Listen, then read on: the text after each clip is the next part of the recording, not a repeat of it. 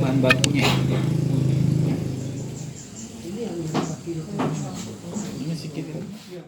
Sudarlun Satres Narkoba Polres Aceh Besar membongkar sindikat peredaran narkoba jaringan internasional dengan mengamankan hampir 7.000 gram sabu bersama 4 orang tersangka di 3 lokasi pada Kamis 8 April 2021.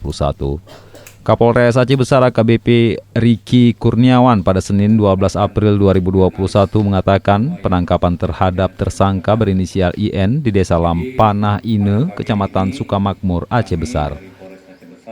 Dari tersangka IN, petugas mengamankan 530 gram narkotika jenis sabu, 1 handphone dan sepeda motor fiction.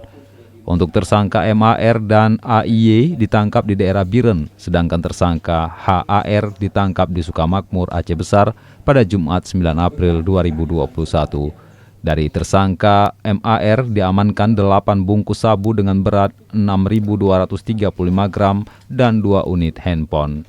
Selanjutnya dari tersangka AIY diamankan sabu dengan berat 2,86 gram, 1 handphone dan 1 pucuk senjata api rakitan jenis FN bersama 1 butir peluru. Di mana sebelumnya personil Satres Narkoba mendapatkan informasi dari masyarakat akan adanya seseorang yang diduga memiliki atau bertindak selaku bandar narkotika jenis sabu-sabu.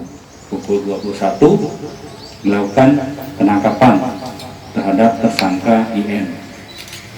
Tersangka IN di rumahnya di kampung atau desa Lampanah ini, Kecamatan Sukamakmur.